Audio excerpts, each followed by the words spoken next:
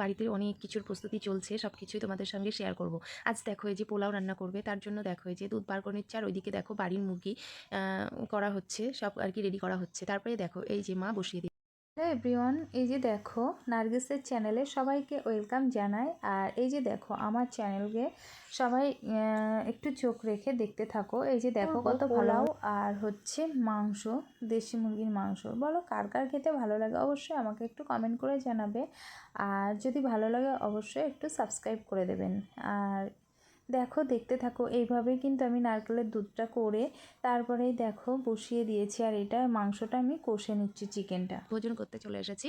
আর দেখো দারুণ হয়েছিল পোলাও, ডিম ভাজি, আলু ভাজি, আর হচ্ছে তার সঙ্গে আছে বাড়ির দেশি মুরগির মাংস। কার কার ভালো লাগে খেতে অবশ্যই আমাকে কমেন্ট করে জানাবে। আর আমার তো খুবই ভালো লাগেছে। আর চলো এই যে এই পর্যন্তই, আমরা সবাই এখন খাওয়া দাওয়া করছি, আর খুব মানে আনন্দ করা হচ্ছে। এদিকে সবাই বসেই খাচ্ছি।